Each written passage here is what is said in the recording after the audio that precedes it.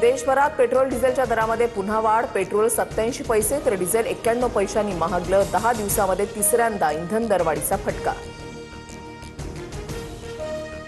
सर्वसामान्य मुंबईकरांचा वडापाव महागला. वडापावसाठी आता 25 ते 35 रुपये मोजावे लागणार. व्यावसायिक गॅस सिलेंडर, खाद्यतेल आणि पावाचे दर वाढल्यानं वडापाव महाग.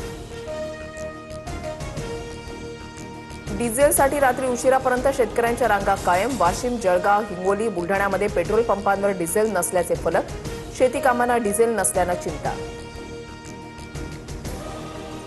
हिंगोली आणि जालन्यामध्ये पंपावर राडा. कळमनुरीमधील पंपावर रांग लावण्यावरून 2 गटात वाद. तर बदनापूरच्या सारथी पंपावर कर्मचारी शेतकऱ्यांमध्ये वाद.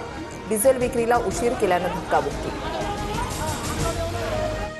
मुख्यमंत्री फडणवीसांचा मुंबई ते शिर्डी वंदे भारतनं प्रवास. प्रवासादरम्यान फडणवीसांकडून फाईलवर सह्या. वंदे भारत ही अनुपम भेट असल्याची फडणवीसांची प्रतिक्रिया.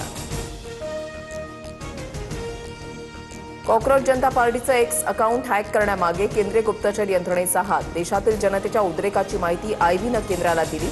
गोपनीय अहवालानंतर पंतप्रधान मोदींनीच अकाउंट हॅक केलं. नाना पटोलेंचा मोठा दावा. अहिल्यानगरच्या शेवगावातील जायभाय कुटुंबातील 7 जणांना विषबाधा.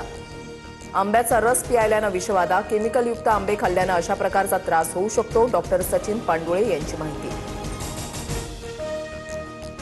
बीडमधील एका शाही विवाह सोहळ्यामध्ये फटाक्यांच्या स्फोटामुळे 5 फोटोग्राफर जखमी. 3 दिवसांवर लग्न असलेल्या एका फोटोग्राफरचा चेहरा आणि शरीर भाजलं. इव्हेंट मॅनेजर आणि फायर वर्कर्स चालकांवर कारवाईची पीडित कुटुंबाची मागणी. छत्रपती संभाजीनगरमध्ये अचानक धुळीचं वादळ. वादळी वाऱ्यामुळे शहरातील नागरिकांची धावपळ. अनेक रस्त्यांवर मोठ्या प्रमाणात धूळ उडाल्यामुळे वाहन चालकांच्या अडचणी.